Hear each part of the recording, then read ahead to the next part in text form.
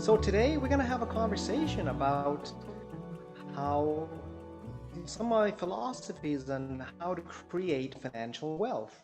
And I've learned a lot during my very short time here on this beautiful planet.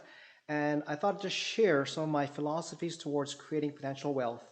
And hopefully these gifts will help you to achieve your financial independence. Okay? Now, as always, before we get going, have you said your affirmations today?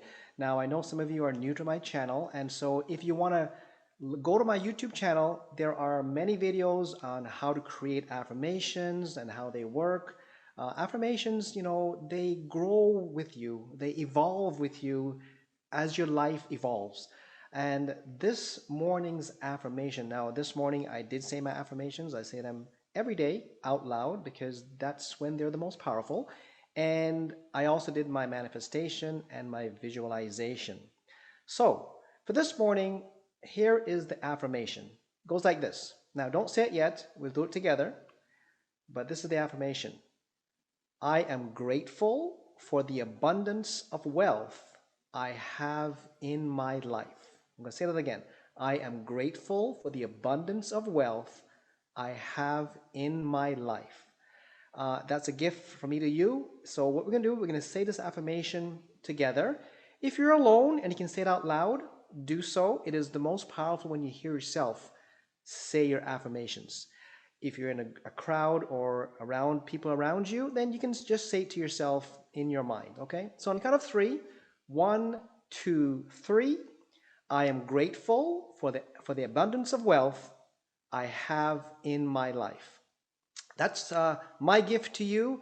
Like I said, I have got many affirmations that I say every day, and they all support the goals and dreams that I have, and they're aligned to support my goals and dreams that I have in my life. Okay? Now, before I get into sharing some of my philosophies about how to create financial wealth, I've shared this in the past.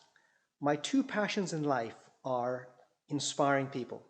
So today, I hope I inspire you to inspire others because the world needs more love. The world needs more showing of love and sharing of love and more inspiration. So I hope that I can inspire you today to go inspire one person. The second passion in my life is creating financial wealth. And folks, when my wife and I got married 30 odd years ago, we didn't have two nickels to rub together. But we had a commitment to each other. We had a dream. We had big dreams. And I'm happy to say that, here we are today, living the life that we saw for ourselves, and our dreams have come true, and we're working on even bigger dreams. And I hope these tools and gifts that I share with you will help you to get your dreams and goals that you have set for yourself and your family. All right? So, how about we start talking about my philosophies in creating financial wealth? And folks, I've learned these things through the life of hard knocks. I've learned these things from people that have been kind enough to share their wisdoms with me. And here I am sharing it with you. And I really hope that something I say to you today will resonate and help you to achieve your financial independence just as I have achieved it with me and my family. Okay? They're in no particular order. They're just my gift to share with you. So the first one I want to share with you is do not be greedy. Greed has got to be one of the biggest downfalls of achieving financial wealth because there's so many people promising you get rich quick schemes. Get rich quick schemes, and I'll talk about that in a little more. There's no such thing. Do not be greedy. When you're looking at some kind of investment, don't be greedy. Here's one of my quotes. 1% of $1 million is more than 100% of zero. I'm going to repeat that.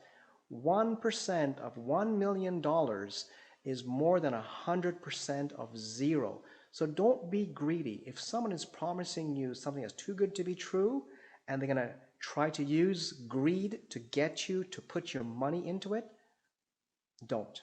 So don't be greedy. That's what I learned. And I believe I learned that the hard way. Okay? Now, wealth. You must see yourself being wealthy.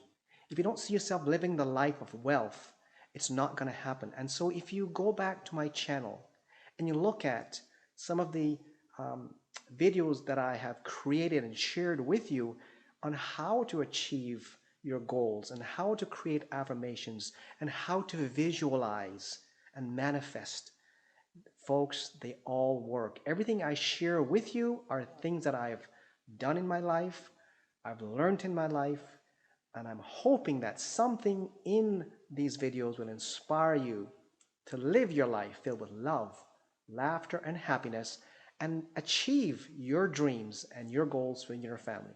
So, you got to have a mindset, an attitude of wealth. See yourself living that life of wealth and luxury the way you want it to be. My next one is more of a recommendation, and I'm going to say it's in my top 10 of reading books in my life. Get this book. It's called Think and Grow Rich by Napoleon Hill. Think and Grow Rich by Napoleon Hill. When I first was recommended to get that book, I got it, and I tell you, it really opened my eyes. And this will help you to create your attitude and your mindset of wealth. This book was written back in the late, I think, 1930s, and it's been updated. However, it's so full of truths. So I highly recommend, if you want to achieve financial independence, get this book, read it. There are a lot of gems in there. Some may apply to you, some may not apply to you. I guarantee you, you will get something out of that book. So Think and Grow Rich by Napoleon Hill. Okay? I've got 2 copies, hard copy and on Audible. It's a great book. Next philosophy I want to share with you is, this is something that most people don't do. Save first, then spend what's left. Save first, then spend what's left. Most people have it backwards. They spend first and then they try to save what's left. Typically, folks, there's nothing left. Save first. And another philosophy I have is save at least 5% of your income, whether it be every month, every quarter, every year. You've got to save. If you don't save first, nothing happens. You're going to have an empty bucket of money. You got to save. So I say save at least 5% of your income. If you can save 10, that's even better. If you can save more, even better. However, we have to live. We know that cost of living is increasing. However, you've got to save. It doesn't matter what things cost, you got to save. So save first and then spend what's left. Next philosophy. Whenever you want to invest in an asset, you got to think long term. Now, for me, long term is 5 years or more. Most people are looking, you know what, I want to just get in and get out and get rich. It doesn't happen. You got to think long term. So whatever you're going to invest in, at least be willing to stay in that investment for at least 5 years. At least 5 years. And you will see the growth in your investment. So think long term. All right?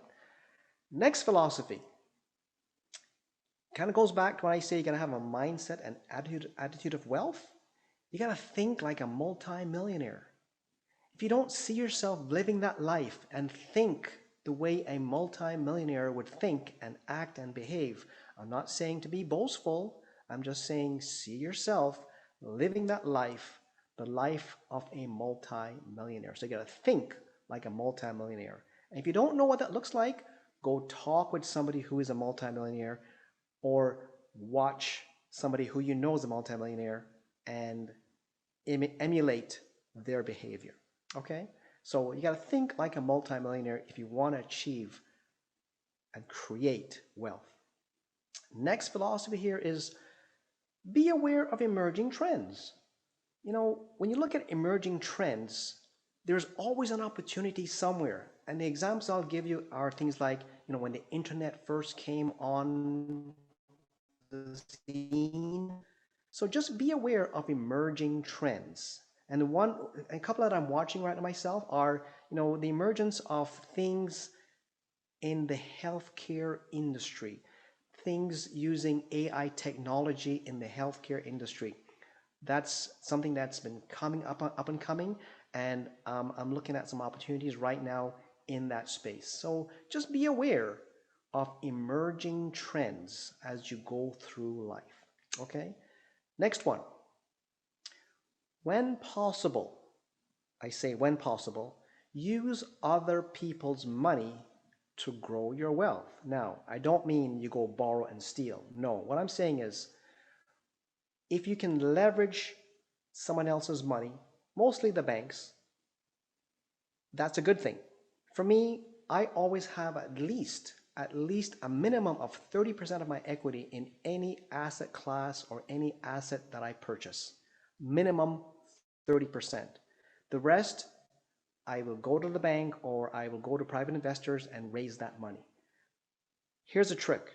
You've got to make sure that you do things so that it's a win-win-win, because you don't want to cheat people out of their money. That's not how you get rich. Okay, there are too many of those schemes going on. That's not good. However, if you can use other people's money when possible to leverage your investment and grow the portfolio so that everybody is successful, then do so. Okay, it's called shared risk. So when possible, use other people's money to grow your financial wealth. All right.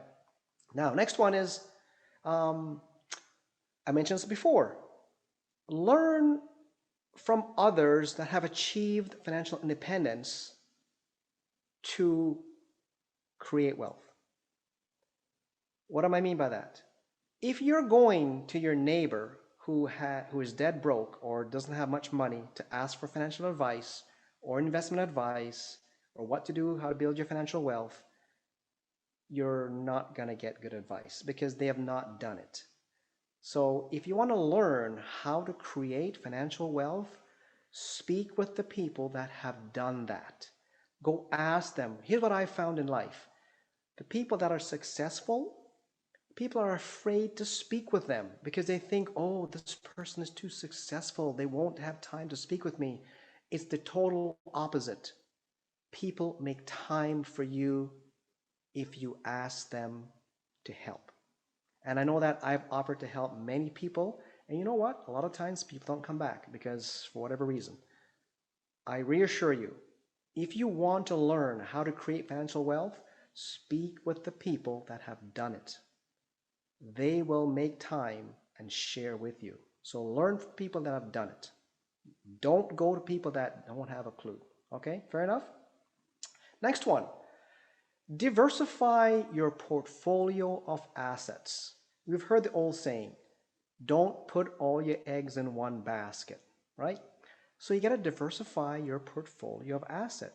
Now, when I say asset, folks, I'm looking at, like, it could be a house, it could be, a business, it could be, something like another opportunity in the stock market. Assets to me are things that have the potential to grow. Okay.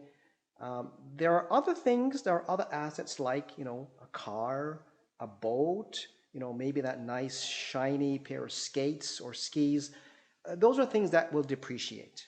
All right. You want to look at assets that are going to grow. And then when I refer to assets, I'm referring to things that have the potential to grow. So what I've done for myself is I've diversified my portfolio of assets over a wide sector of industry. So for example, I have assets in the financial sector, I have assets in the real estate sector, I have assets in the healthcare sector, I have assets in the technology sector, assets in the communication sector, and assets in the manufacturing and distribution sector. Okay, so I've spread my portfolio of assets across a wide sector. And this pandemic is something that actually brings us to mind, where you look at anybody that was in the travel industry or the restaurant industry that were in the pandemic lockdown. I mean, like, if you're you had eggs in just one basket in that sector, you would be devastated. So across a wide sector, you minimize that exposure to losing that assets. Now, not every asset class will do well. Okay, I'm not saying that everything I pick wins. However, most of the asset class that I invest in are winners. There are losers. However, I have more winners than losers. Okay, the point is diversify your assets. Invest in asset class across a wide spectrum of industries. All right, not just one. Okay. Another thing I love is invest in assets that have a recurring revenue. Assets that have a recurring revenue. So what I mean by that is, January 1st comes around, you wake up, and guess what? There's income being generated from that asset class without you doing anything. That's the beauty of recurring revenue. Okay, so invest in asset classes that have recurring revenue. All right. Something that a lot of people, I don't think, give enough consideration. Every investment has an element of risk.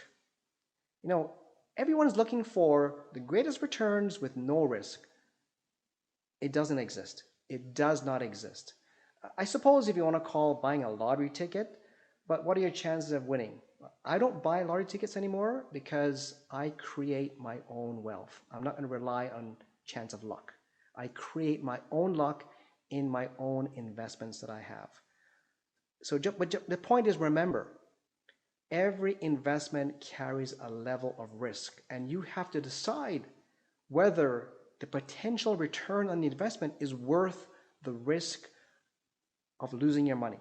So for example, if someone brings an opportunity across your way, or you find an opportunity and you have to invest $100,000 in it, but the potential return could be 50%, it's probably a higher risk return, but are you willing to take the risk? Here's my rule of thumb. Any asset class that you are going to invest in, if you cannot sleep at night by getting involved in that asset class, it is not for you. It is too risky. That's my rule of thumb. If you're going to lose sleep at night over an investment, do not do it. Do not do it. It's way too risky for you. Find something else that is more at your level of risk tolerance. But the point I'm trying to make here is every investment carries an element of risk. Okay? Next one. This is more to do with when you go to borrow money or leverage money. Sometimes the banks will ask you to sign a personal guarantee. When possible, do not sign personal guarantees. Okay? If you are able to get that money from the bank or from a lender based on your own credit worthiness, that's the best thing. Okay? And again, how do you do that? By just demonstrating to these lenders that you are an honest investor, you're an honest business person, and you are credible. So when possible, avoid signing any kind of personal guarantees whenever you are going to borrow money. Next philosophy, and I touched on this before, beware of get-rich-quick schemes. Folks, if it's too good to be true, walk away. They are trying to appeal to your sense of greed, and that's what gets people in trouble. Okay, so beware of get-rich-quick schemes. If it's too good to be true, walk away. All right? So those are just some of the philosophies that I have to create wealth. Are there more? Absolutely. And for those of you that are interested, that want to speak with me, just reach out to Craig and send him an email, and I'll be happy to speak with you about any potential opportunities that you're looking at and just guide you. Okay? These are my gifts to you, and I hope that you find something in it that will help you achieve financial independence. All right, now on that note, Those are just some of the philosophies I have in creating wealth. And like I said, I have a lot more. As always, I like to share with you what I call a life truth. A life truth. And hopefully you'll keep this one in tucked away somewhere that one day it can help you. So here's a life truth I want to share with you. Find the good in adversity. Find the good in adversity. There's always something good, okay? Life is not perfect. Life will not always go the way you think it's going to go. There will be some adversity. And how you respond to that adversity will determine who you are as a person. However, I reassure you, there is good in every adversity. And I think I might have mentioned this quote before. I saw this a long, long time ago. Every adversity contains the seed of equal or greater benefit. Every adversity contains the seed of equal or greater benefit. There's always something good in adversity. So that's one of my life truths I want to share with you. Okay? So, Craig, on that note, I have spoken a lot, and I'm just wondering whether anybody has any questions for me. We don't have any questions, Michael, but I really like the point that you had said, save first and spend later. I know that sounds obvious, and people have mentioned that before, but I like the way that you defined that one, because you think about it each month and like, okay, let's set a savings goal, and then let's subtract from after we set our savings goal, then you subtract the expenses that are a must, like your mortgage expense or things like that. And then the very last little bits, like that's the frivolous stuff, like, hey, we can go to the movie theater today or whatever. But I love the idea of saving first and spending later, because so many people look at it like, let's do our main expenses first, and then the other ones, and then you're right, the saving at the end, and usually it's nothing. So I thought that was great. And yeah, actually, Craig, we actually taught our kids this when they were like maybe the age of 5.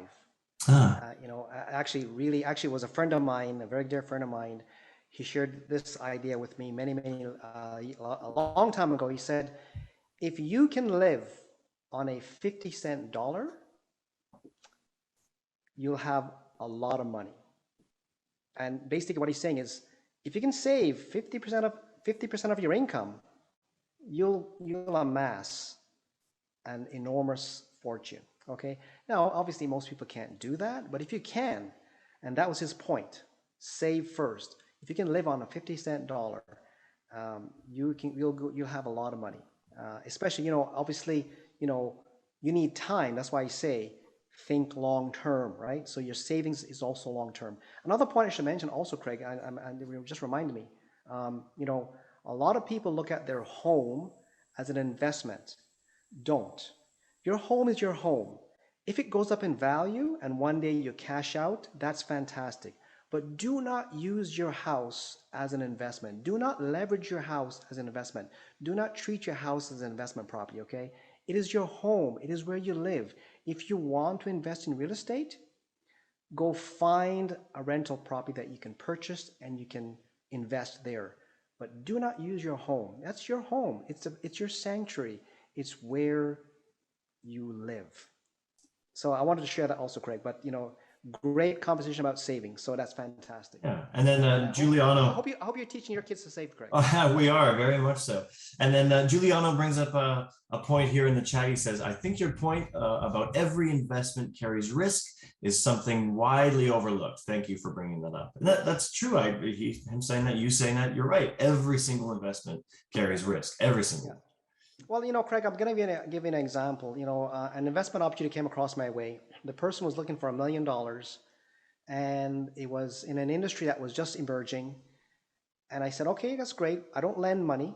I invest in businesses. When I invest in businesses, I purchase an equity stake. And I said, okay, for my $1 million, what am I going to get equity in your company? And they came back to say 3%.